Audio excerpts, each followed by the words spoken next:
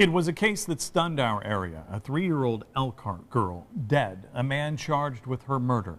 Her mother, Dusty James, charged with neglect. James has spent the past 14 years reliving the day her child died. WSBT-22's Jesse Schultz joins us now. And Jesse, James has really just scratched the surface of her sentence. She was 19 when this happened, and at 20, she was given 55 years for what the judge says was her part in the death of her daughter, Tara Nova. Now she's no longer a teenager, but a woman who has spent the majority of her life behind bars. Her story is filled with tragedy and regret, but it's one she is hoping could help others.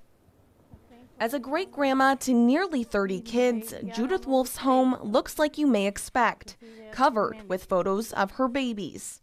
I always thought she was a cutie pie, you know. Snapshots of the places they've been, their growth. But in between one of those picture frames is a grandchild whose story of growth began when one ended in tragedy. I could see like I said, I could see the change in her over the years. Those years spent here at a maximum security prison in central Indiana. It's where Dusty James has spent the majority of her adult life.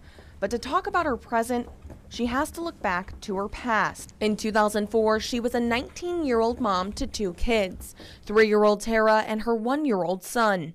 I finally got enough nerve to leave my kids' dad and just jumped right into another relationship.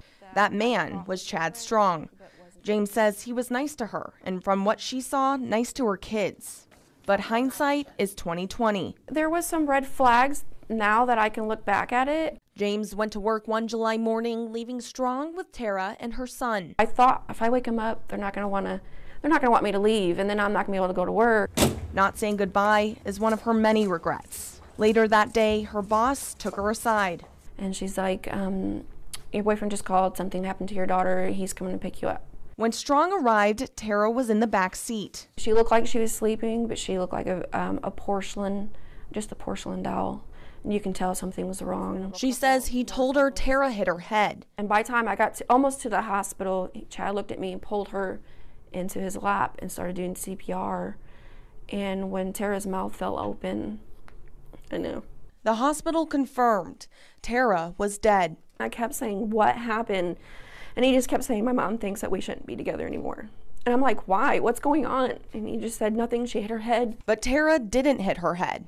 She died from a blow to her stomach. Strong and James were taken to the police station for questioning.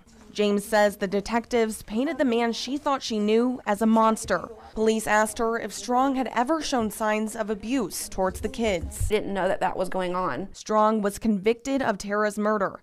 James was convicted of neglect resulting in death. Child abuse experts say her ignorance isn't uncommon. Abusers are very manipulative and crafty, and they are able to get people to see what they want the person to see. James wasn't the only one who didn't see the hurt behind these smiles. But I never dreamed that this other stuff must have been going on. I still feel like I'm in a dream. But it's not a dream. It's a nightmare that she can't wake up from. Her son went into the foster care system and was later adopted. He's 15, so, you know, I miss out on everything.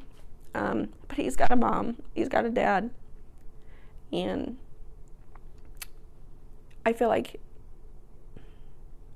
he deserves better. Do you think about Tara? Every day. Almost all day, every day. The photographs of her little girl will eventually start to fade, but she says the pain hasn't dulled at all. When they say that, like, every day it'll get better, time heals, I don't think so. It's that pain that compels her to share her story, to prevent others from walking the same path. I do still feel like I deserve what I get. I want to give back what I wasn't able to before. James is serving a 55-year sentence. She's hoping to get a plea modification after she serves this next year, but right now, the earliest she can be released is 2030. James admits there were red flags that she missed, signs that could have prevented Tara's death. You'll hear what those were and how to notice if your child is a victim of abuse tomorrow night at 6.